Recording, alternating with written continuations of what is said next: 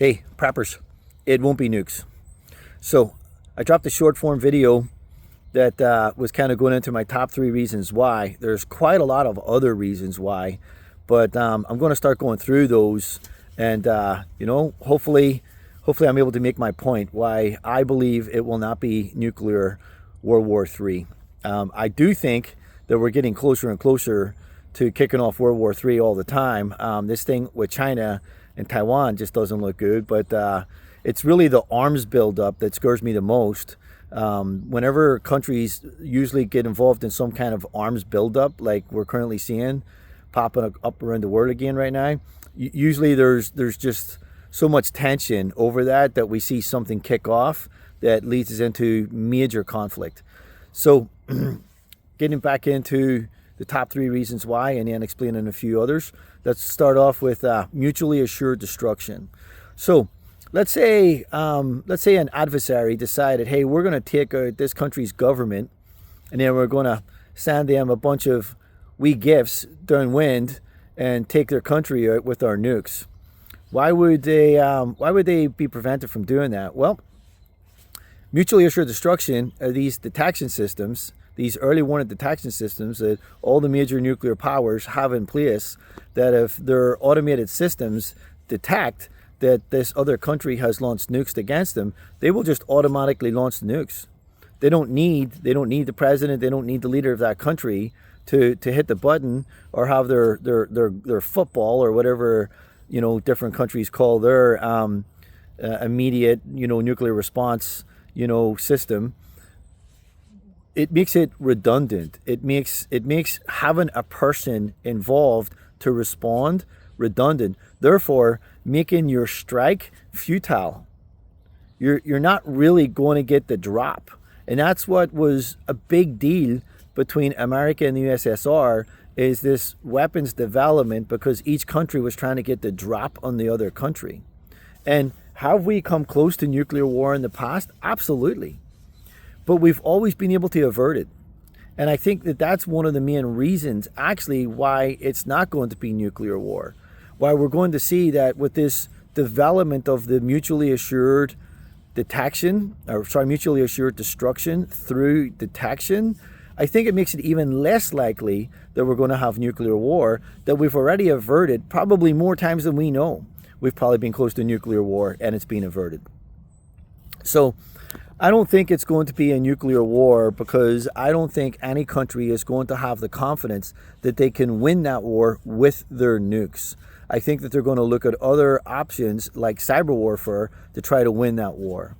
So in my short form video number 2 was the global economy.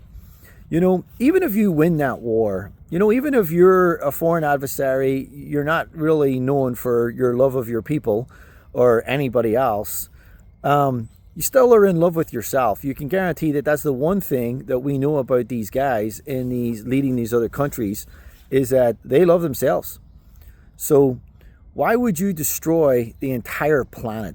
You're going to crush the global economy and kind of almost guarantee that your country is going to be essentially just a wasteland. What's that going to do? Well, it's pretty much going to guarantee the end of your leadership. Because what are you going to be presiding over? What are you going to be leading? A country that's been completely devastated? So if there's no economy left because of World War III, I just don't know what these guys are going to be like thinking, oh, this is a good deal. Let's do that. So I just don't think that one of these guys is going to push the button and take out the world economy, knowing that there's just not going to be really much of anything left. Number 3, the cyber warfare. This was the one that I actually think is the most likely reason why we won't have nuclear war, is the evolution of and development of weaponry and warfare tactics. This is something that we're seeing, for instance, in Ukraine. So when I was in Ukraine, it was near the beginning of the war, and we're extracting people from the front lines. So as cities are being bombed, and we're driving in there and actually, picking up people, and for me, it was all about women and children. And I remember one time I got this bus with all these pregnant women, and it just felt incredible to pick up these pregnant women and be able to drive them out of Lysychansk that was actively under bombardment at the time when we picked them up. That felt amazing to be able to pick these women up and get them to safety. So whenever we were doing this, we would have to sometimes pull under trees for drones. Now, thankfully, when I was there, the drones weren't actually armed themselves. What the drones were doing is they were hunting to send back data and positioning to whatever artillery or weapon system that they were then going to target you with. So they've obviously developed that war into now using the drones to actually attack because they have explosives on them. So even just from the beginning of that war in a short period of time, they went from using the drones just to simply to attack people and then target them with other systems to actually using the drones and arming the drones and then attacking you with the drones. So warfare changed so dramatically in such a short period of time in Ukraine that I just don't believe for 1 second that people are not been thinking outside the box, that they don't think that there's other ways to bring a country down other than using nuclear weapons. And I think it is cyber warfare. We probably, I think we get a wee taste of it, through the news of just how many cyber attacks are taking place. And so much of it, I don't think it's even really covered that well. All these mysterious shutdowns of like power plants, or the grid goes down in certain areas, or whatever it may be.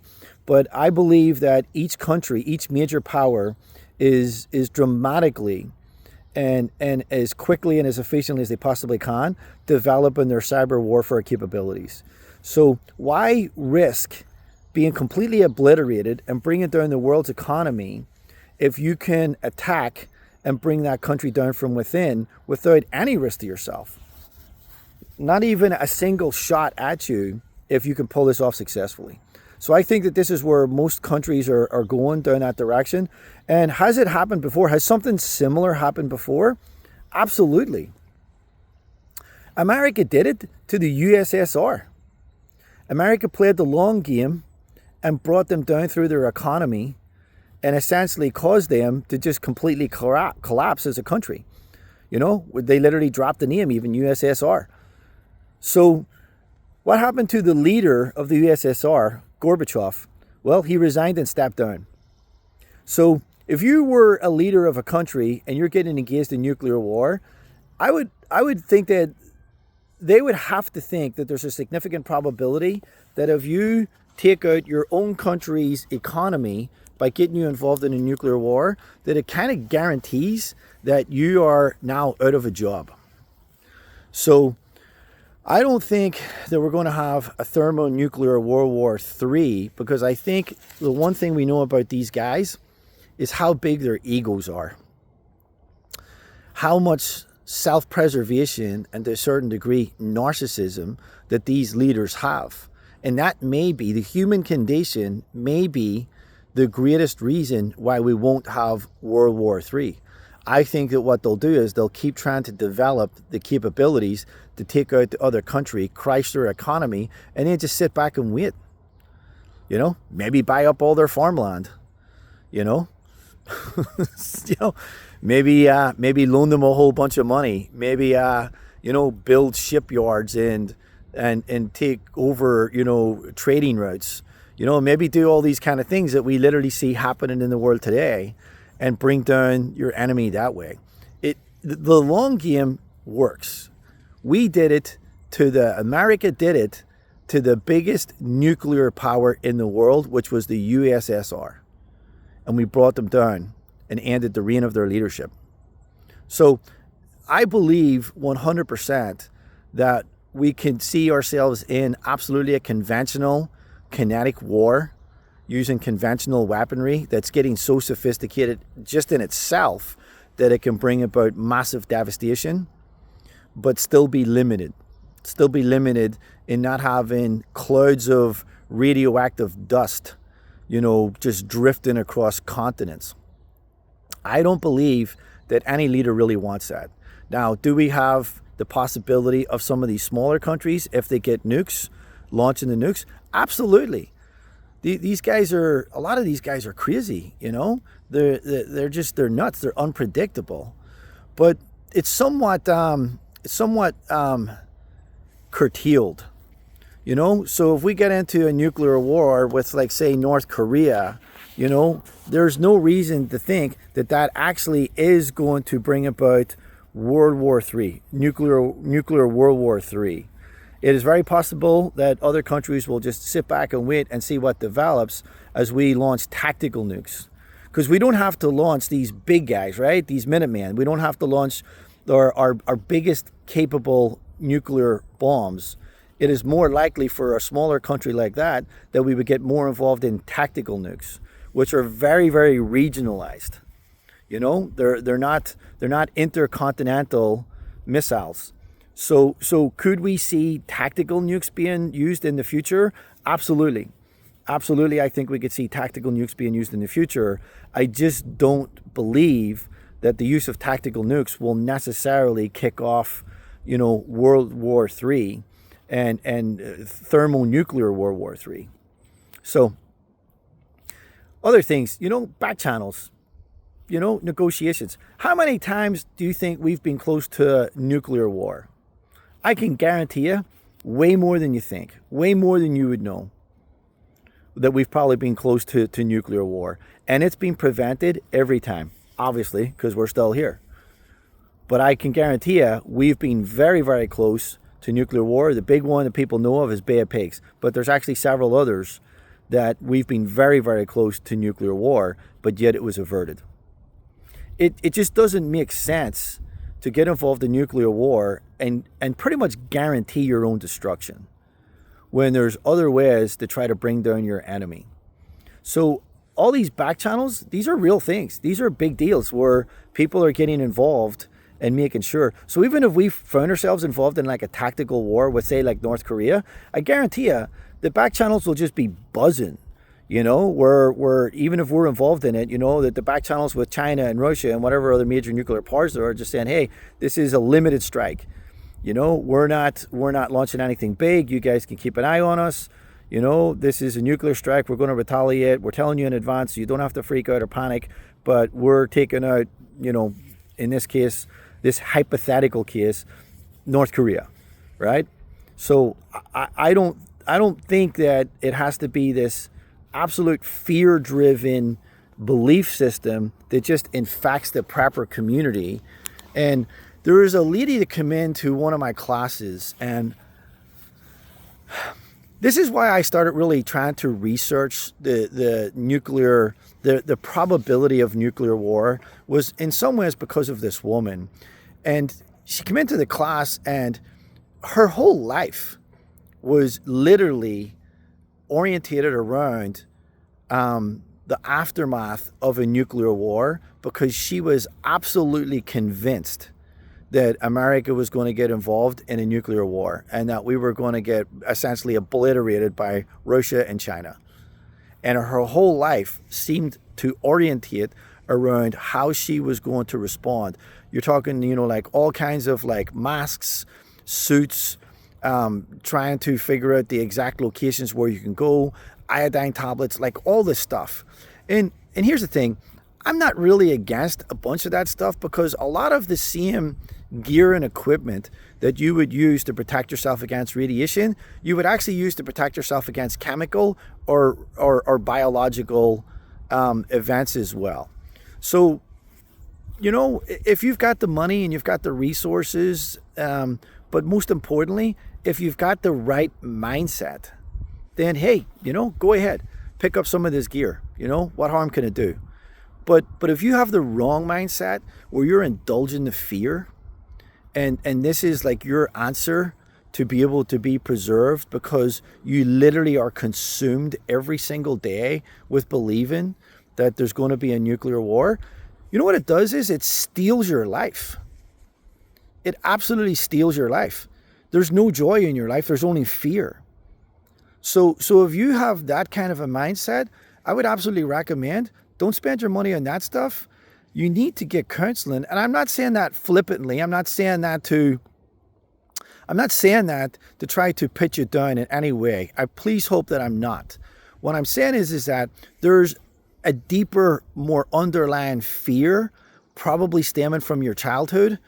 And for those people who are living in that fear, you know what I'm talking about. You know what I'm talking about. This fear that you carry with you about all kinds of things. The nuclear war thing is just the apparatus that you've attached to because you find that there's your little tribe. So you've got your wee tribe of other people that believe the same. So you feel like you've got this group.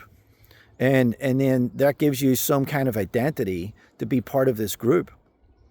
But you need to deal with whatever that underlying fear is.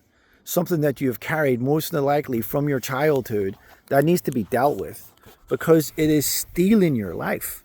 It is stealing your joy. And so many preppers, this is what's going on with them, is prepping is what they've attached to in a very unhealthy way.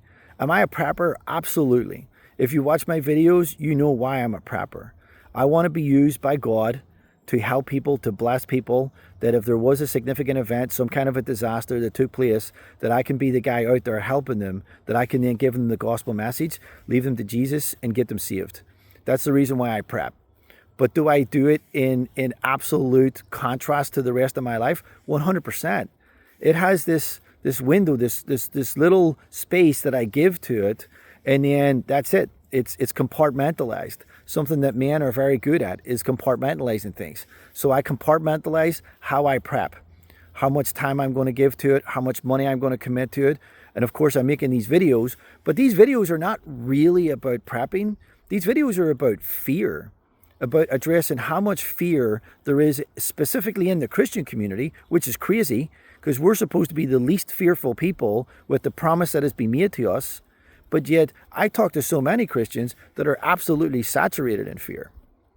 So if you're one of those people, there's something going on in your life that's much, much bigger and much deeper than your fear of nuclear war. And I hope that you would do some of your own research and check out some of the things I've said in this video. But it is highly unlikely that we're going to have nuclear war. And to really illiterate,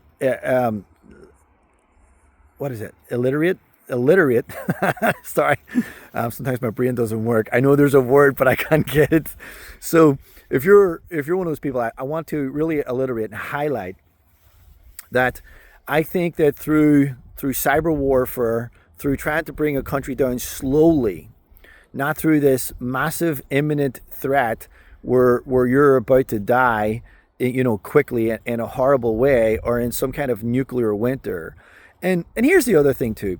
If you have peace about your own salvation and your own eternal life that you're going to live, why would you be worried about this nuclear war? Why would you want to survive it? That's my biggest question, right? Why would you want to survive it? This is not morbid. If the sirens go off, the phones go off, incoming nuclear missiles like they did in Hawaii, if you get this siren goes off, I'm gathering my family together, what members of my family are here close, and we're going to hug each other, we're going to love each other, and as we see these bright lights, we're probably just walking towards the bright light. I don't want to survive a nuclear winter. I don't want to watch, my children perish slowly. We're good. We're good. God's got us. And hey, if this is the end, this is the end. I would rather it be quick. I don't want to survive. I don't want to survive nuclear World War III. I'm serious. I just don't. I don't want to survive nuclear World War III. I want to just take that time to kiss and love on my family and just shield my kids from what's about to happen as best I can. And then that's it. We just go to be with the Lord. It's just that simple. And if you call yourself a Christian, this should be your mindset. There should not be any fear around death. We have self-preservation instincts. I get that. There can be reasonable and justified fear about certain things. But World War III and nuclear World War III, it's not rational. It's not a rational fear. And God loves you. And what you're going to find is if you're living and dwelling in this fear, you're not embracing the love of God. Because if you embrace the love of God, you're not going to fear these things. You're not going to be, these people running away into the jungle, ban their missile silo in Montana, turn it into a bunker, or all these different things that people are doing.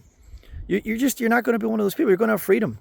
And what I really believe is it's probably going to be the cyber warfare, especially if it's a foe. Looking at what's going on in America right now, we're getting pulled apart from inside. Do I think something's going to happen to America, something significant? Absolutely. Jesus said a house divided against itself cannot stand. And America is about as polarized and divided as any country on the planet. And all it would really take is a spark.